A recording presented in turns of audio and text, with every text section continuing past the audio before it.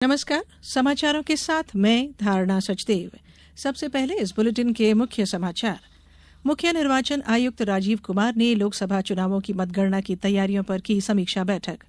जबलपुर में प्रशासन ने मनमानी राशि वसूलने वाले निजी स्कूलों से अभिभावकों को वापस कराए फीस के 81 करोड़ रुपए। इंदौर में कल से शुरू होगा 4 दिवसीय देवी अहिल्याबाई जयंती समारोह और नौतपा के तीसरे दिन आज से भोपाल सहित प्रदेश के अधिकतर शहरों में भीषण गर्मी के साथ चली लू। अब समाचार विस्तार से।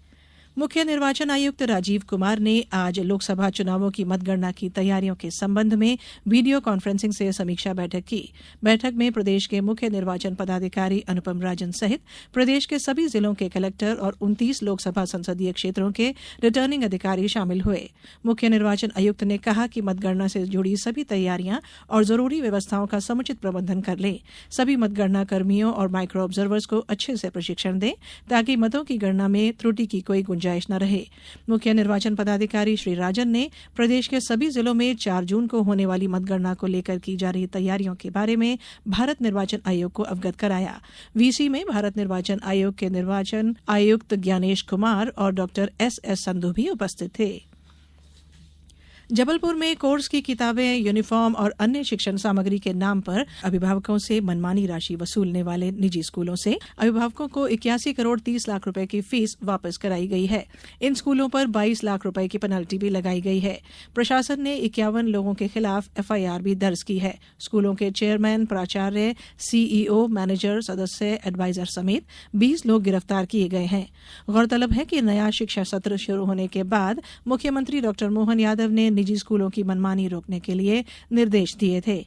जबलपुर कलेक्टर दीपक सक्सेना और एसपी आदित्य प्रताप सिंह ने फेसबुक पर लाइव संवाद किया।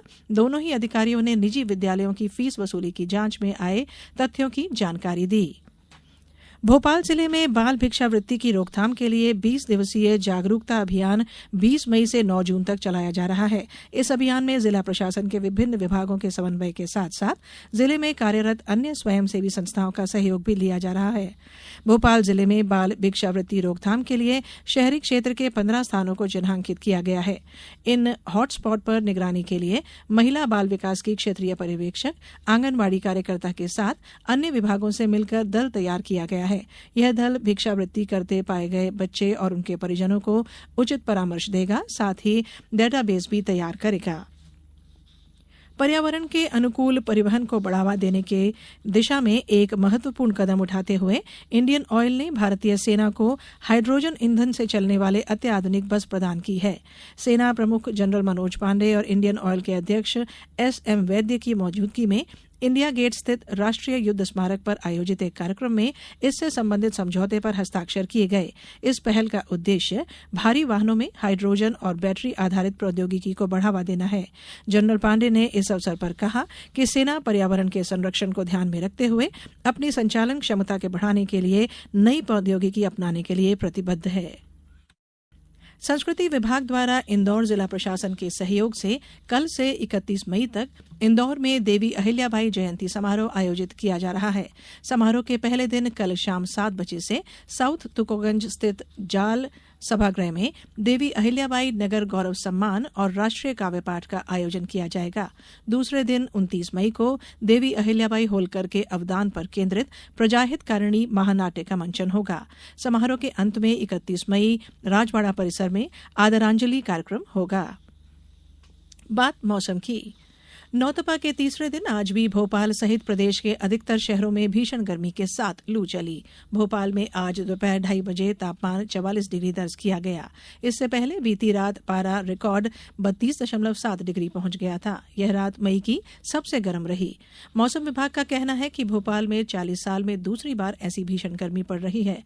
रविवार को भी लू के थपेड़ों के बीच भोपाल में पारा 45.4 डिग्री तक पहुंच गया था। राजगढ़ प्रदेश में सबसे गर्म रहा, तब यहां तापमान 46.8 डिग्री दर्ज किया गया। वहीं इंदौर, ग्वालियर और जबलपुर में भी तापमान के तेवर तीखे रहे। गुना में भीषण गर्मी से जनजीवन प्रभावित है। यहां आज 47.3 डिग्री सेल्सियस तापमान दर्ज किया गया है। सीहोर में आज 45 डिग्री पारा होने से भी लोग परेशान रहे। बात खेल की। दीपा कर्माकर ने उज्बेकिस्तान के ताशकंद में एशियन चैंपियनशिप में स्वर्ण पदक जीतकर इतिहास रच दिया है। 30 वर्षीय दीपा ने 13.566 का औसत स्कोर प्राप्त कर यह जीत दर्ज की है। यह पहली बार है कि किसी भारतीय जिम्नास्ट ने एशियन चैंपियनशिप में किसी स्पर्धा में स्वर्ण पदक जीता है। यह रियो 2016 ओलंपिक में प्रतिस्पर्धा में भाग लेने वाली भारत की पहली महिला जिम्नास्ट हैं। बेल्जियम के एंटवर्प में FIH हॉकी प्रो लीग मुकाबले में भारत ने अपने चौथे मैच में अर्जेंटीना को 4 के मुकाबले 5 गोल से हरा दिया है। हरमनप्रीत सिंह ने शानदार प्रदर्शन करते हुए 3 गोल, जबकि अरायजीत सिंह हुंदाल और गुरजंत सिंह ने 1-1 गोल किए। भारत का अगला मुकाबला 1 जून को जर्मनी से होगा। प्रधानमंत्री और भारतीय जनता पार्टी के वरिष्ठ नेता नरेंद्र मोदी ने कहा है कि आत्मनिर्भर भारत का उद्देश्य स्वदेशी प्रतिभा और रोजगार में वृद्धि को बढ़ावा देना है। श्री मोदी ने एक समाचार एजेंसी को दिए गए साक्षात्कार में कहा कि प्रत्यक्ष लाभ अंतरण DBT के जरिए लोगों को 38 लाख करोड़ रुपए से अधिक की राशि भेजी गई। उन्होंने एजेंसियों की जांच का जिक्र करते हुए कहा कि सरकार का उद्देश्य कतई बर्दाश्त न करने की नीति पर आधारित है और साक्ष्य आधारित कार्रवाई सुनिश्चित करना है, न कि धारणा के अनुसार चलना है। प्रधानमंत्री ने कहा कि सरकार के हर फैसले के केंद्र में राष्ट्र प्रथम है। अब कुछ समाचार संक्षेप में। समर्थन मूल्य पर गेहूं उपार्जन के लिए अंतिम तिथि 20 मई से बढ़ाकर अब 31 मई कर दी गई है।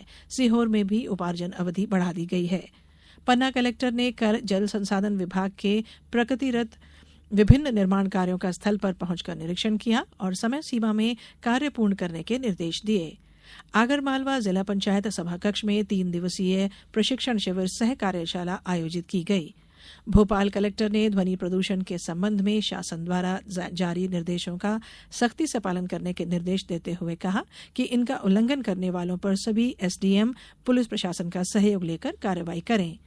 विदिशा में आज गणना सहायक, सुपरवाइजर और माइक्रो ऑब्जर्वर का प्रशिक्षण कार्यक्रम दोपहर 12 बजे से 2 बजे तक आयोजित किया गया। कटनी में अवैध रूप से होटल, रेस्टोरेंट और मैरिज गार्डन संचालन करने के संबंध में मध्य प्रदेश प्रदूषण नियंत्रण बोर्ड द्वारा अब तक कुल 32 प्रतिष्ठानों को नोटिस जारी किया जा चुका है। और बालाघाट नक्सल प्रभावित ग्राम सोनगुड्डा में ANC जांच शिविर आयोजित किया गया। शिविर में 86 ANC महिलाओं की लैब जांच की गई। अंत में बुलेटिन के मुख्य समाचार एक बार फिर। मुख्य निर्वाचन आयुक्त राजीव कुमार ने लोकसभा चुनावों की मतगणना की तैयारियों पर की समीक्षा बैठक। जबलपुर में प्रशासन ने मनमानी राशि वसूलने वाले निजी स्कूलों से अभिभावकों को वापस कराए फीस के 81 करोड़ रुपए।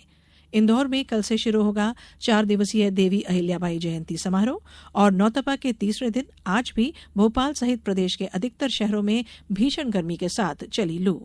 इस बुलेटिन में इतना ही। अनुमति दीजिए। नमस्कार।